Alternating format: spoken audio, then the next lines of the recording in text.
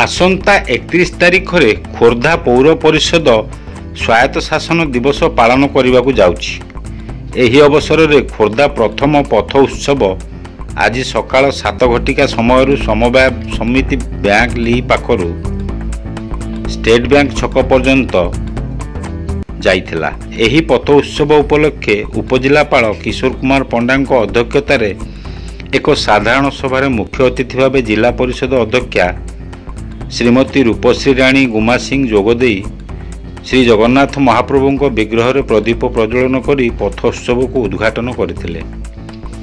मुख्य अतिथि तांको अभिभाषण रे कहिले जे पथ उत्सव और क्रीड़ा उत्सव निर्मल मन और सुस्थ शरीर पर एक गभीर प्रभाव पकाइबो। खोर्धा सहर जनसाधारण माने शिक्षा सूचना और मनोरंजन एक हर्षोल्लास परिवेश रे स्वच्छता आम सहर आम रास्ता सुस्थ शरीर पर योग एवं झील मानक आत्मसुरक्षा कराटे प्रदर्शन छात्र छात्री मानू शिक्षा देवा सह खेलो इंडिया योजना सहित जोड़ी समाज को एवं राष्ट्र को आग को बढ़िबारे सहायक हेबो। सम्मानित अतिथि भावे सांसद प्रतिनिधि दिलीप कुमार होता खोर्धा पौर परिषद अध्यक्षा श्रीमती कनकलक्ष्मी महांती उपाध्यक्ष सूर्यरंजन महांती जिला क्रीड़ा अधिकारी श्रीमती गीतांजलि पंडा भारत सरकार चलित 2025 निखिल भारत स्वायत्त शासन दिवस एवं जातीय क्रीड़ा दिवस रे पथ उत्सव एक अभिनव कौशल जहाँ खेलो इंडिया योजना एवं स्वच्छ भारत मिशन और योगाभ्यास योजना को चरितार्थ करिबो बोली मत रखिथिले।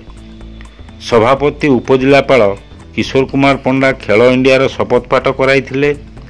प्रारंभ में खोर्धा पौर परिषद निर्वाही अधिकारी रिजवाना कबाब पथ उत्सवर उद्देश्य और आभिमुख्य तथा स्वागत भाषण प्रदान करथिले। बीडीओ खोर्धा श्रीमती क्षीरादी तनया साहू धन्यवाद प्रदान करथिले।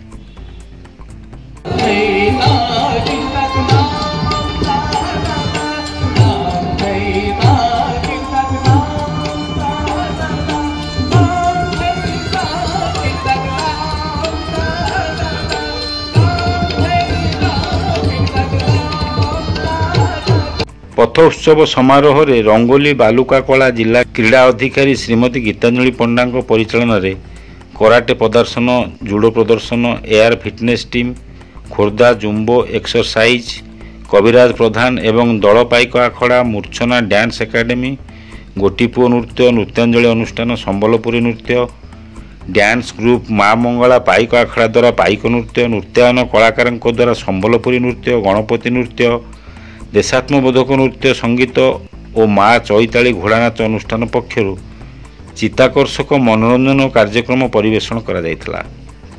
सेहीपरि स्वयं सहायक गोष्ठी मानक द्वारा खाद्य पिठापणा आयोजन मध्य करा जायथिला। समारोह रे अन्य मानक मध्य जिला सूचना और लोकसंपर्क अधिकारी लक्ष्मण कुमार बेहेरा सहरर बहु बुद्धिजीवी मान्यगण्य व्यक्ति समस्त काउंसिलर सह अनेक जनसाधारण और गणमाध्यम प्रतिनिधि जोग देइथिले।